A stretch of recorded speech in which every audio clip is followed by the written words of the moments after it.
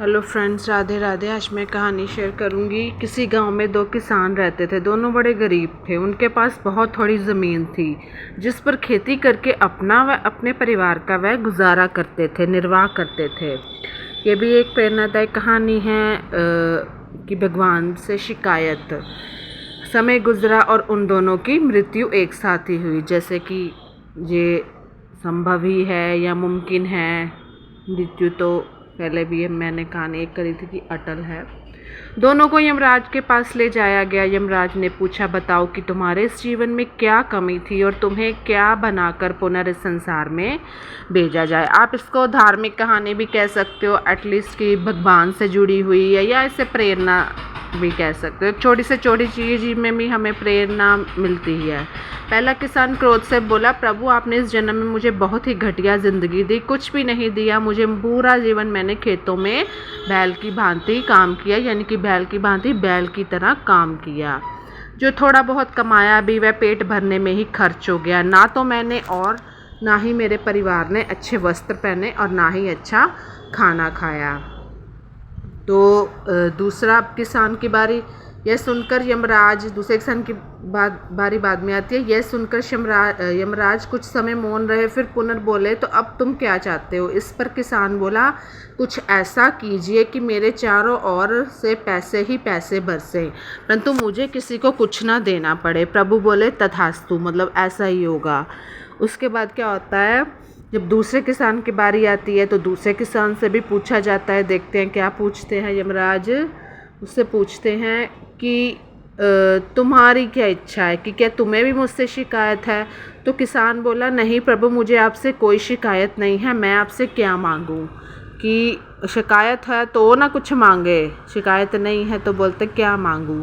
तो इस पर आपने मुझे, कहता है कि दूसरा किसान यमराज को कहता है, आपने मुझे सब कुछ दिया, 2 हाथ पैर, खेती करके अन्न उगाने के लिए ज़मीन, भूख लगने पर भोजन, तन ढकने को पर्याप्त मात्रा में वस्त्र।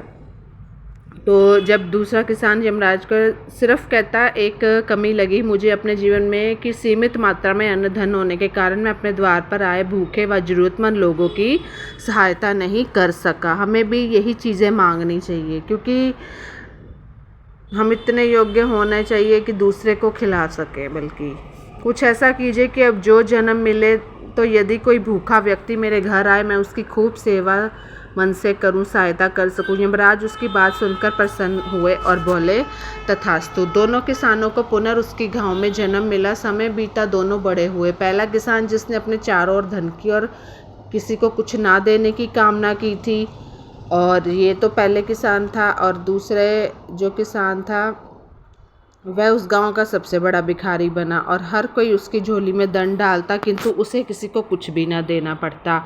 ये पहले किसान का जब पुनर्जन्म हुआ, ये उसकी कहानी बता रही मैंने आपको। अब जब दूसरा किसान होता है, वो देखो उस गांव का बड़ा धनी और धर्मात्मा व्यक्ति बना। कोई भी उसके द्वार से खाली न जाता। वह सबकी तन मन धन से सहायता किया करता था। कि वही होता है कि जो आप मांगो ईश्वर से, जब उनको पसंद आएगा ना, वही आपको देंगे वो।